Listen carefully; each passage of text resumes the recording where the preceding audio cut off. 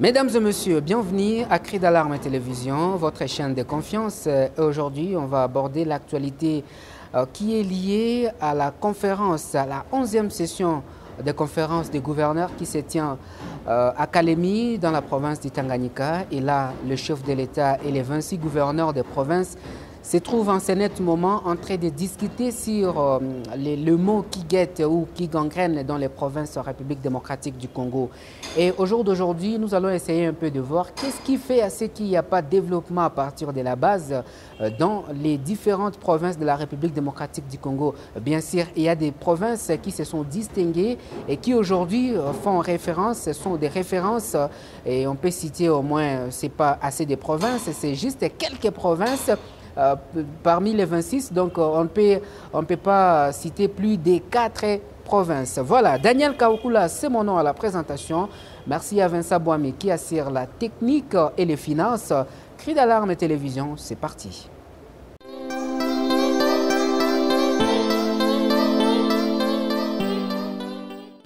Voilà, pour en parler, nous recevons sur ce plateau M. Tito Claude, il est acteur politique en province du Sud Kivu. Tito Claude, bonjour.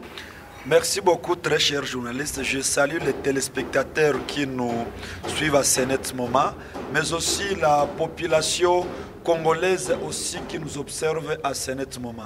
Voilà, une petite présentation. Qui est Tito Claude? Bien sûr, vous l'avez déjà énoncé au sommaire. Tito Claude, c'est un acteur sociopolitique natif de la province du Sud Kivu qui observe de loin la gouvernance et qui oriente vers la bonne gouvernance après avoir étudié les analyses et les contextes auxquels nous sommes gouvernés par les gens qui nous gouvernent et par les gens qui n'habitent que la conscience de la population. Voilà, nous rappelons également, si c'est nécessaire, vous êtes membre de l'Union sacrée de la Nation, parti présidentiel, bien sûr, ou la plateforme présidentielle. Aujourd'hui, nous parlons de la question des gouvernances dans les provinces. Ça fait 5 ans que M. Tshisekedi a pris le pouvoir et aujourd'hui, on trouve que les provinces n'ont pas décollé. D'après Cri d'Alarme et Télévision, cela est lié à beaucoup de problèmes, dont notamment la rétrocession, un mot qui n'existe d'ailleurs pas dans les contextes ou dans la gouvernance, mais qui a été créé. Et aujourd'hui, les provinces ne font pas ce qu'on appelle la retenue à la source des 40%. À part ça, il y a des problèmes d'hommes, parce qu'il y a des importations, ce sont les forces politiques également qui font la loi sur le terrain. À part ça, également, il y a ce que, d'ailleurs, ça a été dit au début juste de la 11e session de conférence des gouverneurs. Il y a ce que nous appelons l'instabilité. On appelle ça comme ça, mais l'instabilité qui est liée à cette incompréhension entre le gouvernement et le gouvernement provincial et l'Assemblée provinciale. Au Sud Kivu, d'ailleurs, nous avons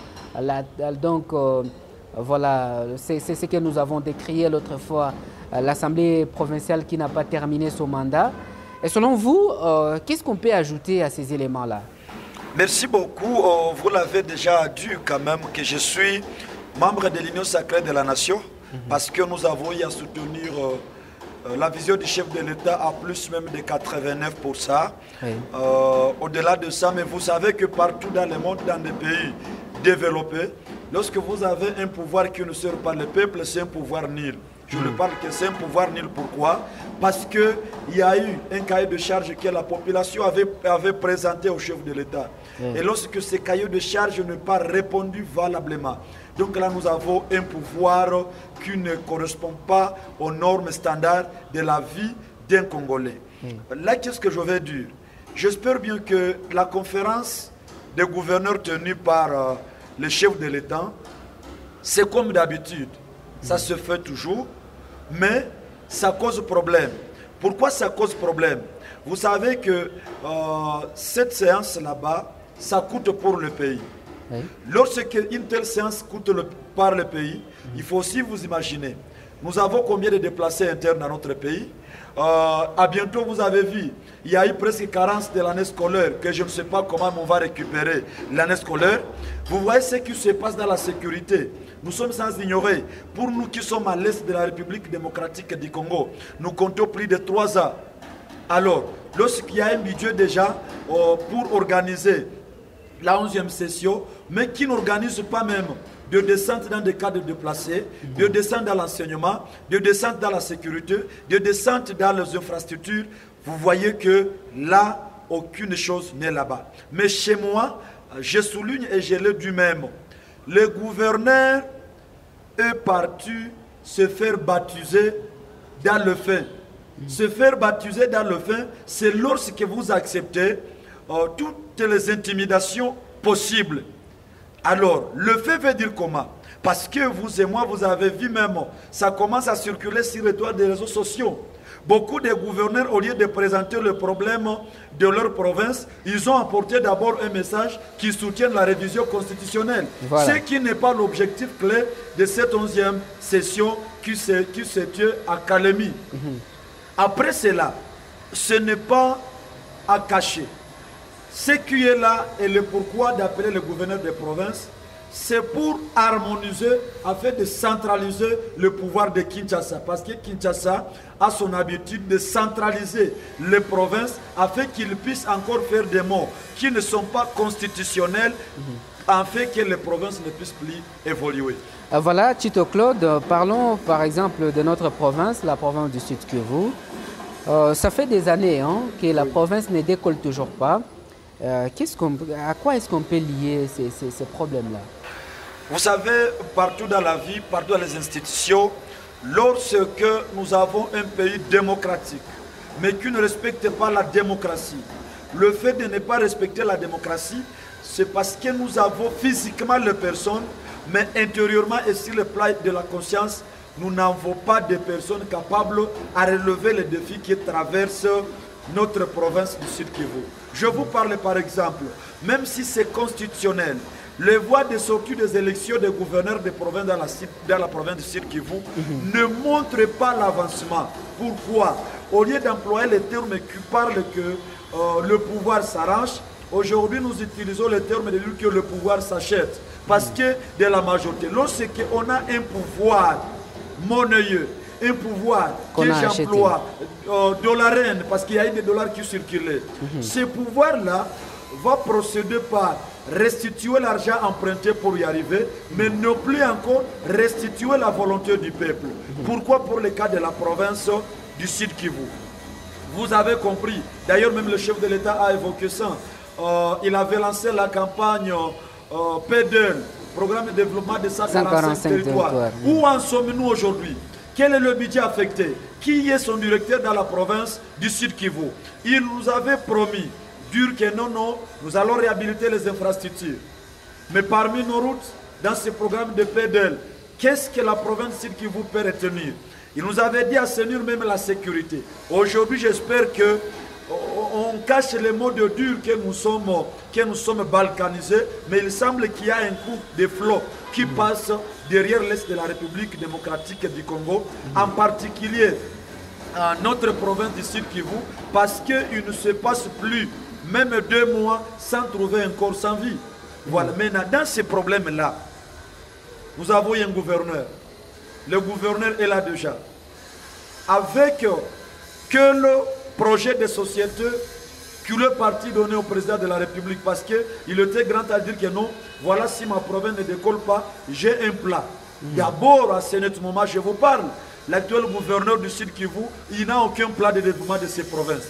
Aucun. Parce que si tu peux même t'imaginer, à son programme de discours que je réserve même sur moi-même, rien du tout. Si vous pouvez voir même sur le du budget qu'il a représenté, qui ne relève que la hausse de 38%. Donc, nous voulons toujours demeurer dans les erreurs du passé. Ignorant que le chef de l'État avait dû corriger les erreurs du passé. Si un gouverneur propose le dû qui hausse 38%. Donc 38% veut dire que tu étais dans une maison mais tu viens de choler sa toile, veut dire que vous avez amélioré votre gouvernance dans le problème qui traverse la province du Sud Kivu. Voilà, il y a également certaines provinces qui quand même, en dépit de ces difficultés, se relèvent petit à petit de nouvelles provinces. On peut parler de la province du Tanganyika parce qu'on n'en parlait pas assez. Moi, j'ai déjà été là-bas.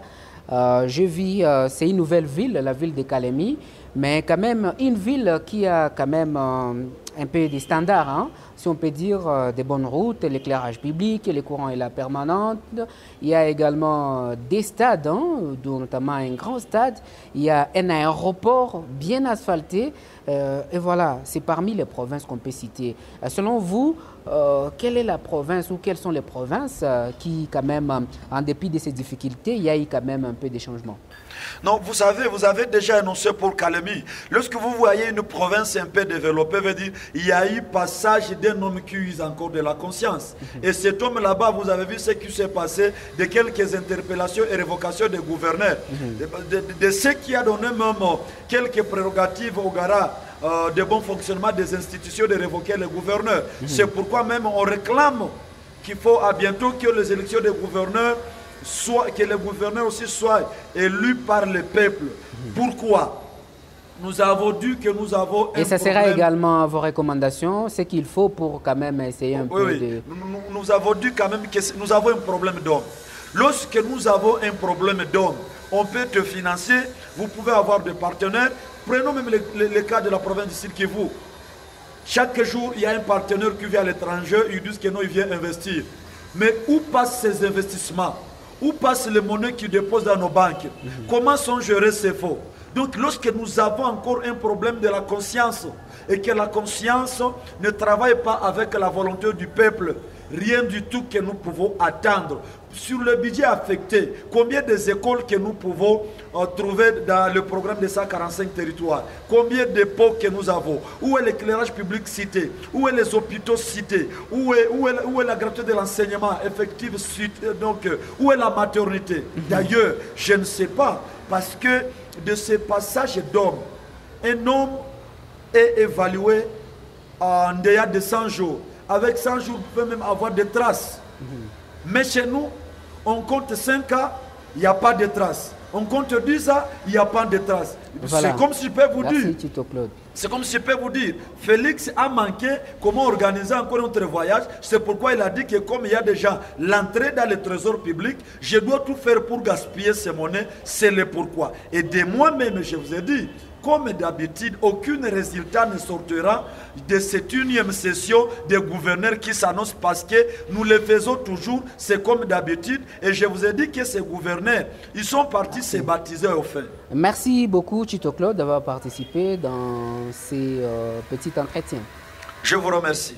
Voilà, mesdames et messieurs, c'est la fin de cet entretien sur Cri d'Alarme et Télévision. On a abordé la question liée à la 11e session des conférences des gouverneurs qui se tient à Kalemi, chef-lieu de la province du Tanganyika.